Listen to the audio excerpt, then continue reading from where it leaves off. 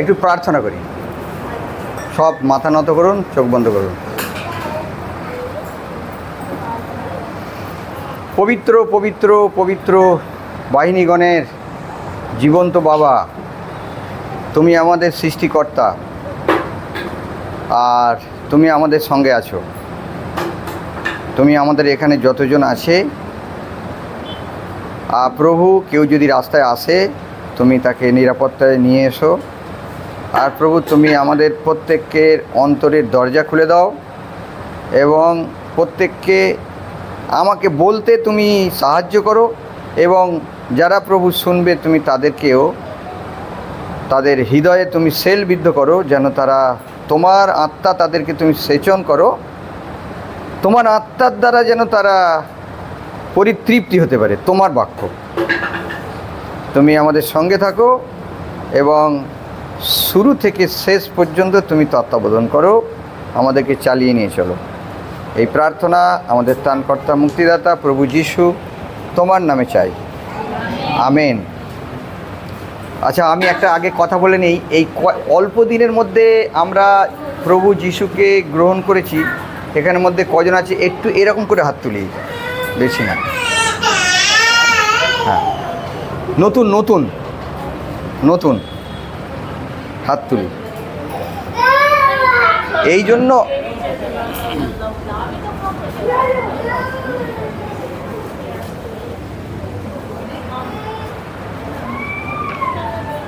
সকলকে, প্রত্যেকে জয় যিশু। আজকে আমরা একটা জিনিস দেখব, এই জন্য নতুন লোককে চাইলাম। নতুন লোকদের না অনেক সমস্যা, এত সমস্যা আছে যেগুলো আমরা কি করব না করব, আমরা যতক্ষণ এই ঈশ্বরের গৃহে থাকি আমরা শক্তিতে ভরপুর থাকি। যখন আমরা বিভিন্ন পরিস্থিতিতে পৌঁছাই, বিভিন্ন পরজাতি জগতের লোকের সঙ্গে থাকি, তখন শয়তান এত বড় বৃহৎ শক্তি যেটা আমাদেরকে দুর্বল করে দেয়। তা সেই জন্য আমি জিজ্ঞাসা করলাম কে কে নূতন আছে। অন্য কোনো কারণ না, এই কারণেই জিজ্ঞাসা করলাম। আমি আমার বিষয়টাকে শেয়ার করতে চাইছি। আপনাদের মতনই আমি এরকম একটা সিকার্স মিটিংয়ে 4 জন সিকার্স মিটিংয়ে বসে সিলেবাস করা হয়েছিল, পাপ, ঈশ্বর, পরিত্রাণ, জগৎ, পৃথিবী, এরকম মানে ক্লিয়ার হয়েছিল। তো তাতে আমি জানতে পেরেছিলাম যে পৃথিবীতে যদি সৃষ্টিকর্তা কেউ থাকে একজন, তাহলে একজন আছে, তিনি ঈশ্বর। তিনি যিশুর মধ্যে দিয়ে প্রকাশ হয়েছেন এবং প্রকাশ করেছেন, এবং সেটা যিশু ছাড়া কেউ হতে পারে না। আমি দুলুম করে মাথা নত করে একদিনেই আমি জলদীক্ষা নিলাম। মানে আমাদের মিটিংটা ছিল 4 দিনে এই আঙ্কেলের কাছেই, কিন্তু আমার বয়সের সঙ্গে 4 দিনটা তো বিরাট ব্যাপার। আমার বয়স তখন ছিল 1994 সাল, মানে এখন 60 বছর। 94 থেকে মাইনাস করে দিলে যা হবে, 94 সাল থেকে আজকে 2025 মাইনাস করলে 30 আশপাশ, 30 বছর, 29-30 আশপাশ আমার বয়সটা তখন ছিল ওরকম। তো ওই হঠকারিতার মধ্যে আমি কিন্তু খুব বিচলিত, আমি একা। কিন্তু বিভিন্নভাবে বাইবেলটা যখন পড়তাম আমাকে প্রত্যেকে কিন্তু ঘৃণা করতো। কীরকম জানেন? সব ফালতু, তোর মাথা খারাপ, হ্যাঁ, আমার কাছে আসবি না, হ্যাঁ, বিভিন্ন মানে যত রকম, এখন ওসব বলতে গেলে অসুবিধা আছে এরকম। কিন্তু ঈশ্বর যাকে ধরে তাকে কিন্তু ছাড়বে না। এটা সাক্ষ্যের জন্য বলছি, আপনাদের নূতন সাক্ষ্যের জন্য বলছি। তাই আমি সতত 24 ঘন্টা যতক্ষণ আমি কাজ করতাম, কাজ হাতে করছি বা পরিস্থিতিতে কোনো কাজের মধ্যে আছি, আমার মাথা কিন্তু এইখানে আছে। কোথায় আছে জানেন? আমি কি ভুল করলাম? কাজ তো করছি, তাহলে আমার ঠাকুর, দেবতা, বাড়ির লোকজন, প্রতিবেশী সকলে একই কথা বলছে, তাহলে আমি কি ভুল করছি? মানে আমি না এতটাই বিচলিত ছিলাম যে সেটা আমিই জানি, অন্য কেউ ওটা জানতে পারবে না। এইরকমভাবে আমি প্রায় 1 বছর, আমার একটা বন্ধু ছিল তার নাম কমল, আঙ্কেল জানে, সেও লাস্টে আমাদের সঙ্গে একটু মানে এই মিশনের জন্য সব জিনিস ফিনিস বানাতাম, মানে শেষকালে করেছিলাম স্টোভ, এইসব হাতা খুন্তি ছান্তা এইসব বানিয়েছিলাম, সে সব নিয়ে নিল। মানে কতটা বিরোধিতা দেখুন। কিন্তু সে ছেলেটি এখন নেই, সে আমার খুব প্রিয় বন্ধু ছিল, মানে যেখানে যেতাম সে দুজনেই যেতাম, যা করতাম ও আমাকে হেল্প করতো এরকম।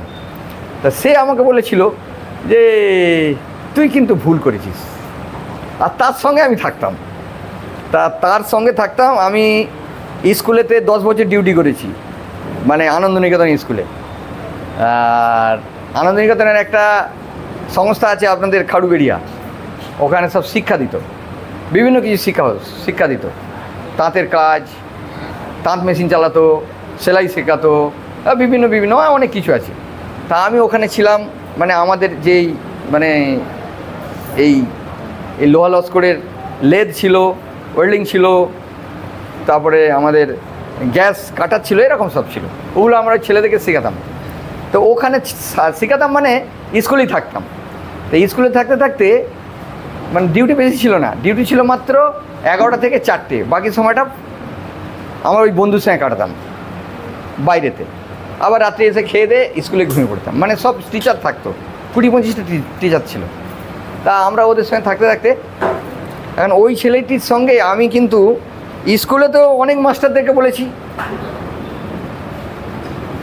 আমাকে মাস্টাররা বলেছে যে আমাকে আপনাই বলতো, আমিও আপনি বলতাম, আমাকেও আপনি বলতে বলে, আপনার কিন্তু মাথাটা গেছে খারাপ হয়ে। কেন? আপনি একটা হিন্দু ছেলে, আপনি একটা দেবদেবীকে নিয়ে আরাধনা করেন, বিদেশি লোকের সঙ্গে বিদেশি ধর্মকে আপনাকে কে এসব করতে বলেছে? আমি তো আরও ইতস্তত বোধ হয়ে যাচ্ছি, মানে অশান্তিতে ফিলিংস করছি। কিন্তু ওই বন্ধুটির সঙ্গে আমি রাত্রিরে, ও যখন কখনো সখনো আমার ডাকতো, এই তুই আজকে আসবি? আমি বলি হ্যাঁ আসবো। তো ওর দোকানেতে, ওর একটা দোকান ছিল, দোকানেতে ঘুমাতাম, দুজনেই ঘুমাতাম, কখনো স্কুলে থাকতাম, কখনো ওর কাছে থাকতাম, বাড়িতে আসতাম না, বাড়িতে কম, মানে ডিউটিতে সেখানে আনন্দনিকেতন ঘোড়াঘাটা। তারপরে আমি ওই ছেলের কাছে থাকতাম, কিন্তু থাকলেও কি আছে, ওর বাড়ি ওর মা আমাকে ছেলে বলতো, মানে 3 ভাই, আমাকে বলতো এইটা আমার একটা ছেলে। তো ওর মা আমাকে ভালোবাসতো, তাই মানে বাড়িরই মতন। তো থাকতাম, বাড়িতেই খেতাম, আবার দোকানেও থাকতাম। দোকানে থাকতে থাকতে একদিন ভোরবেলা ও দোকান খুলতো, ওর ওই স্টেশনের গায়েতেই পান, বিড়ি, সিগারেট এই সব জাতীয় দোকান, খুব ভোরে দোকান খুলতো। দোকান খুলে আবার 7টা পর্যন্ত দোকানে থাকতো, তারপর ওর আউট, ওর দাদা এসে বসবে, ওর দাদা বসবে 12টা পর্যন্ত, আবার ওর একটা ভাই আছে, সে 12টার পর থেকে সন্ধ্যে পর্যন্ত, আবার সন্ধ্যের পর থেকে ওই কমল বলে ছেলেটা আমার বন্ধু, ও থাকতো। এরকম করে অল্টারনেটিভ করে দোকান চালাতো। আমি কিন্তু একদিন ওই দিন রাত্রে ওর কাছে থেকেছি, রাত্রে ঘুমাচ্ছি, ঘুম থেকে সবার আগে কিন্তু আমি স্টেশনেতে 3টে গাড়ি চলে যাওয়ার পর আওয়াজ হতো, তো আমার ঘুম রাত্রে, এমনকি আপনাকে বলছি রাত্রে ঘুমালেও কিন্তু আমার ঘুম কিন্তু ঠিক হতো না। কেন ঠিক হতো না জানেন? ঘুমানোর পরেই, ঘুমটা ভাঙলেই মনটা চঞ্চল করছে, অস্থির হচ্ছে। কি অস্থির না, আমাকে যে কালকে ওই লোকেরা বললো ওটা কি ঠিক বলেছে না ভুল বলেছে, এই চঞ্চলতাটা আমার মধ্যে ইন্টারনাল একটা হ্যামারিং হতো, মানে ধাক্কা মারত। আমি কাকে এটা বলবো, আমি তো অবগাহন নিয়েছি, নাহলে ত্যাগ করে দিলাম, সোজা কথা, আবার চলে এলাম। কিন্তু আমি তো বুঝলাম, আমাকে তো ক্লিয়ার করলো যে পাপ এইটা, পাপের পরিত্রাণ এইটা, ঈশ্বর এইটা, বিস্তারিত এরকমভাবে তো কেউ জানায়নি। তাহলে আমি জেনেই তো এই কাজটা করলাম। মানে এই আমার ঘুমানো অবস্থাতেও না, অনেকের যেন খুব ঘুমালে যেন কমপ্লিট ঘুম হয় না, আমার কিন্তু ওরকম যখন ঘুমাতাম আমার ওরকম ঘুম হতো না, মানে চঞ্চলতার মধ্যে আমার ঘুমটা ফিট ঘুম হতো না, আনফিট ঘুম যাকে বলে। একদিন হঠাৎ ওই কমলের কাছে বিছানায় ঘুমাচ্ছি, ঘুম থেকে উঠে আমি প্রার্থনা করছি, প্রভু আমি তো তোমাকে গ্রহণ করলাম, তুমি কে আমাকে তুমি প্রকাশ করো। আমি বুঝতে পারছি না, আমার সারাক্ষণ কাজ করছি, কাজ করতে করতে আমার মনটা খুব চঞ্চল। যদি তুমি ঈশ্বর হয়ে থাকো আমাকে তুমি আরও ভালো করে সচক্ষে আমাকে তুমি জানাও। কোনো মানুষ আমাকে হেল্প করছে না। মানে এটা আমার মানে প্রতিদিনেরই প্রার্থনা, আর সারাক্ষণই ওই প্রার্থনা। আমি ভুল করলাম না ঠিক করলাম, ভুল করলাম না ঠিক করলাম। অ্যাজ এ নতুন জন্য হাত তুলতে বলেছিলাম, এই কারণ, আর কিছু না। তো আমি কিন্তু ওই দিন প্রার্থনা করছি, আর প্রার্থনাতে আমি একটা জিনিস দেখছি কি জানেন, অনেক উঁচু পাহাড়, মানে ঘুম হয়ে গেছে। ও শুয়ে আছে আর আমি হাঁটু গেড়ে প্রার্থনা করছি। আমি ওই অবস্থাতে, যেমন ধরুন সাপোজ সূর্যের দিকে যদি তাকিয়ে, এখন প্র্যাকটিক্যাল বলছি, সকলকে বলছি প্র্যাকটিক্যাল, যদি সূর্যের দিকে চোখটা বন্ধ করে তাকান, আপনার চোখের ওপর একটা রিফ্লেক্স আসে, আসে কি না? ধরুন অন্ধকারের মধ্যে যদি চোখটা বন্ধ করেন, দেখবেন অন্ধকারের একটা রিফ্লেক্স, তার মানে কি চোখটা খুলি তো অন্ধকার, কিন্তু সূর্যের দিকে তাকিয়ে যদি আপনি চোখ বন্ধ করেন তবুও কিন্তু সূর্যের একটা রিফ্লেক্স আসে, ব্রাইটনেস রিফ্লেক্স আছে। তো আমি এই হাঁটু গেড়ে যখন প্রার্থনা করছি, দেখছি ওই রিফ্লেক্সটা এরকম একটা বিশাল পাহাড়, আর তার মধ্যে ওই উঁচু, মানে খুব সুন্দর একটা উঁচু পাহাড়, এবং ওই পাহাড়টা এত সুন্দর পাহাড়, আমি ওই রিফ্লেক্সের মতো ওইটা চোখ দিয়ে আমি ফিলিংস করছি। আর আমার হাতটা, মানে হাত এরকম হাত বাড়িয়ে দিয়েছি, মানে আমার হাতটাকে ধরার জন্য একটা হাত আসছে। কার হাত আমি জানি না, এগুলো আমার কাঁটা দিয়ে আসছে। কার হাত আমি জানি না, কিন্তু হাতটা এরকম কাঁটা দিয়ে আসছে, মানে হাতটা বাড়াচ্ছে, হ্যাঁ পাহাড় থেকে হাত বাড়াচ্ছে। আর আমি হাঁটু গেড়ে প্রার্থনা করছি, মানে আমার চোখটা নিচে দিকে আছে, কিন্তু আমি ওই পিকচারটা এখানেই দেখছি, আর চোখ দিয়ে দেখছি জলটা আমার আসছে। আর একটা ওই সময়ে আমার একটা বাক্য কাছে এলো, মানে আমি তো তখন এলোমেলো, আমি বাইবেল কীভাবে পড়তে হয়, কীভাবে কী পড়ে ওটা আমি জানি না। আমার তো আমার চিন্তাতে চঞ্চলেতেই আমি মানে ইতস্তত বোধের ফিলিংস করি, কেননা আমি তো ভুল করেছি। আমি সবাই বলছে তুই ভুল করেছিস, তাহলে আমি ভুল করেছি, তাহলে সবার কথাটা ঠিক নয়, আমার কথাটা ঠিক, কী করে হয়? তো তখন আমি ওই চেতনাতে তখন দেখছি ওই একটা ফিলিংস, আর আমাকে হাত ধরে টানার জন্য একটা হাত আসছে আমার চোখ। আমি তখন কিন্তু চোখটা খুলছি না, আর প্রার্থনা করে চলেছি, প্রভু তুমি আর ইচ্ছা হলে তুমি আমাকে জানাও, আমি এত সহ্য করতে পারছি না। মানে বিভিন্ন কি বলে নানা লোকের কথা আমি সহ্য করতে পারছি না, মানসিক মানে আমার একটা অস্থিরতা আসছে, তুমি আমাকে জানাও। তখন ওই পরিস্থিতিতে আমি হাঁটু গেড়ে প্রার্থনা করছি, ও শুয়ে আছে আমার পাশে, আর ওই পিকচার, আর সঙ্গে সঙ্গে কে যেন বলল যোহন লিখিত সুসমাচারের 1 অধ্যায়। আমি কিন্তু আমার বাইবেলটা তখন কারখানা করে ফেলেছি অলরেডি, কারখানাতেও করেছি, কিন্তু আমি কারখানা থাকতাম না। এ বন্ধু ছিল, এর কাছে শুতে চলে আসতাম, কারখানা বন্ধ করতাম, এর কাছে চলে আসতাম, গল্প হতো 10টা 11টা পর্যন্ত থাকতাম, খেয়ে দেওয়া শুয়ে পড়তাম এরকম।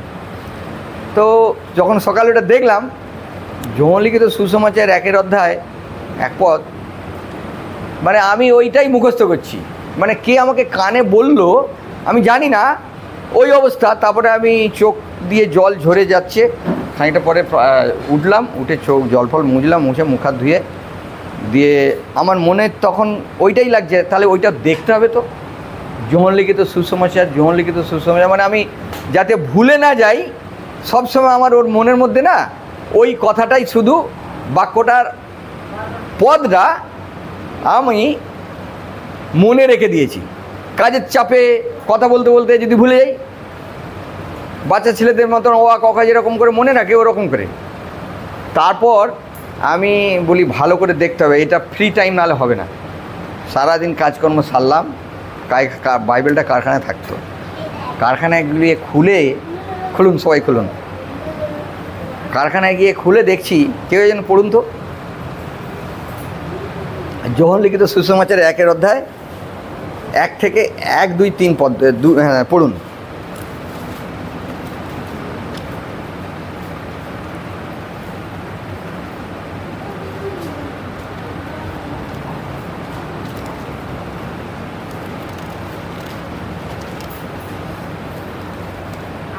বাক্য ছিলেন এবং বাক্য ঈশ্বরের কাছে ছিলেন এবং বাক্য ঈশ্বর ছিলেন।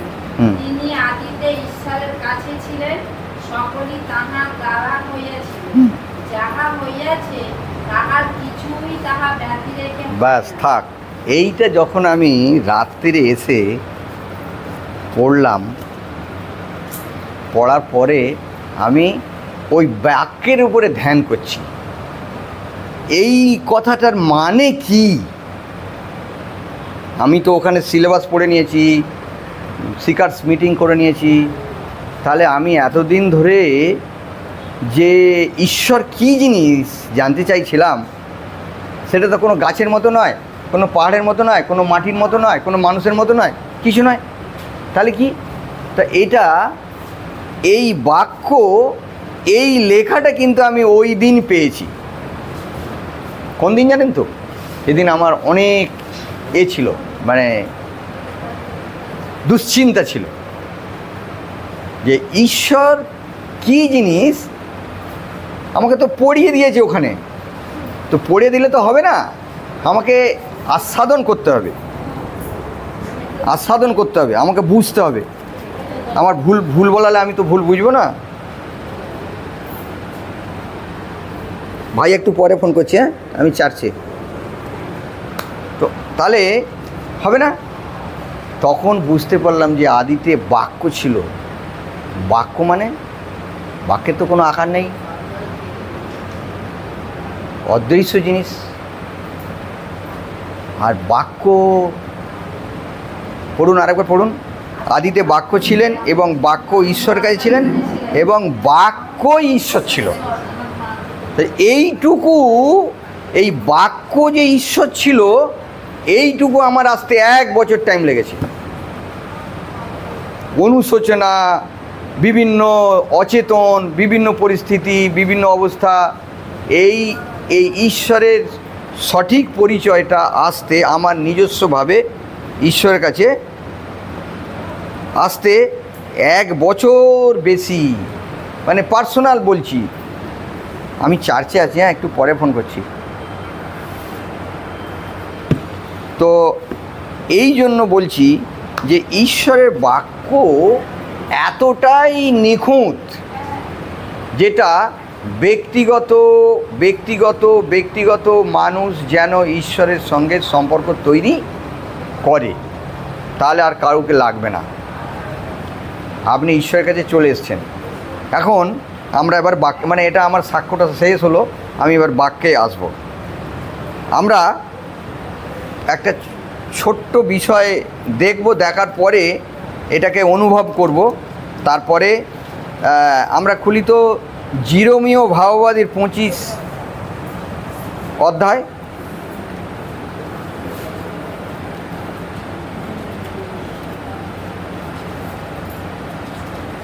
জিরোমীয় 25,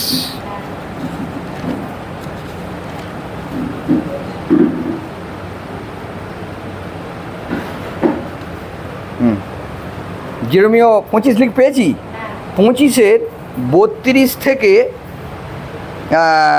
32, 33, 34 এটা পড়ি তো একটু, সকলে খুলি, আর এটা সকলের বাইবেলে আন্ডারলাইন করি।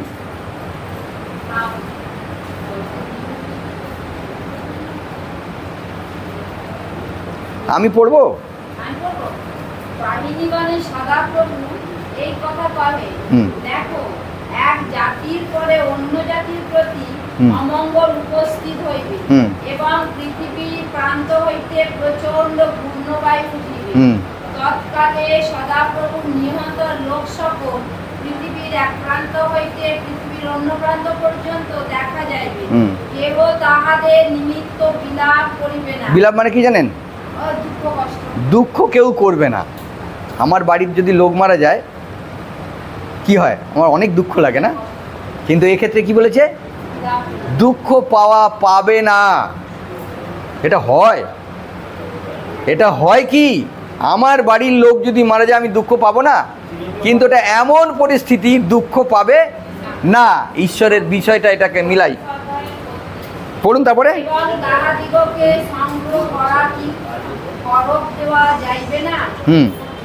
তাহারা ভূমির উপরে সারের ন্যায় পতিত থাকিবে। মেষপালকগণ, তোমরা হাহাকার ও ক্রন্দন করো। মেষাগ্রগামীগণ, তোমরা ধূলিতে লুণ্ঠিত হও, কেননা তোমাদের হত্যা ও ছিন্ন ভিন্ন হইবার সময় আসিয়া পড়িয়াছে, আর তোমরা মনোহর পাত্রের ন্যায় পতিত হইবে। শুনুন, এইখানে এইটার বিষয় হলো করোনা যে আমাদের এসেছিল, করোনার আগে যারা এই ঈশ্বরের দাসেরা পৃথিবী ছেড়ে চলে গেছে, তারা ঈশ্বরকে জেনেছে, ঈশ্বরের সেবা করেছে, ঈশ্বরের দাসত্ব করেছে, ঈশ্বরের কাজ করেছে, ঈশ্বরের রাজ্যের কাজ করেছে, সুসমাচার সেবা প্রচার করেছে, বিভিন্ন সামাজিক ঈশ্বরের রাজ্যের কাজ করে ব্যস্ত হয়েছে, কিন্তু তারা এই করোনাটা দেখতে পায়নি। এই কারণে না, করোনা আসার 2000 সালের 23শে মার্চ আমার মনে আছে, 2000 সালের 23শে মার্চ 7 দিনের জন্য প্রথম একটা বলেছিল, 7 দিন পরে খুলে দেওয়া হবে, লকডাউন। 2000 সালের 23শে মার্চ। সকলে বললো 2000 সালটা খুব বাজে সাল। হ্যাঁ, আর হ্যাঁ 2020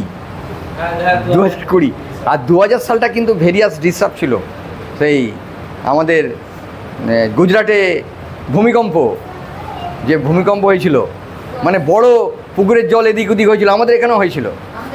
ওটা 2000 সাল, মানে আজ থেকে 25 বছর আগে, হঠাৎ সকালবেলা 8টার সময়। তা কিন্তু এটা 2025 সালের 23শে মার্চ, যে 23শে মার্চ যে লকডাউন শুরু হলো, এই লকডাউনের কথা এখানে ঈশ্বর ঘোষণা করেছিল। কবে জানেন? এখানে লেখা আছে খ্রিস্টপূর্বাব্দ 586 থেকে 627 খ্রিস্টাব্দের মধ্যে এই জিরোমীয় ভাববাদী বইটা লিখেছিল। খ্রিস্টপূর্ব মানে খ্রিস্ট জন্মানোর আগে, বিসি, বিফোর ক্রাইস্ট, মানে খ্রিস্ট জন্মানোর 586 খ্রিস্টাব্দ থেকে বিফোর পিছনে 627 খ্রিস্টাব্দ, ওখানে লেখা আছে 27 বছর, আর এদিকে আছে আপনার 14 বছর। 27 আর 14 কত? 41, 41। এই 41 বছরের এই জিরোমীয় ভাববাদী সময় লেগেছিল। যীশুখ্রিস্ট জন্মের 586 বছর আগে এইটা লেখা হয়েছে। যীশুখ্রিস্ট জন্মের 586 বছর আগে এই জিরোমীয় ভাববাদী এই ঘটনাটা লিখেছে। আজকে না এইটা ঘটবে, এইটা মানে আমি যে ওই চিন্তা করছিলাম না যে ভুল না ঠিক ওসব আমি মানতে চাইছি না, আমার ঠিক দরকার। তো এখানে কতটা পারফেক্ট, কতটা নিখুঁত, যীশুখ্রিস্ট জন্মানোর 586 বছর আগে এই লেখাটা জিরোমীয় ভাববাদী লিখে গেছে। কি লিখেছে না, আপনার বাড়ির যদি লোক মারা যায় তার জন্য আপনার দুঃখ প্রকাশ হবে না। ঠিক তো, করোনায় অনেক বাড়ি মারা গেছে। আমি কালকের গিয়েছিলাম, আমার একটা লোক, বলতে গেলে অনেক অন্য কথায় এসে যাব, হ্যাঁ, তারা 4 বন্ধু মিলে 10 পাস করেছিল, 4 বন্ধু মিলে একটা ছোটোখাটো ব্যবসা করেছিল, হলদিয়াতে বাড়ি, হলদিয়া ব্রজলাল চক।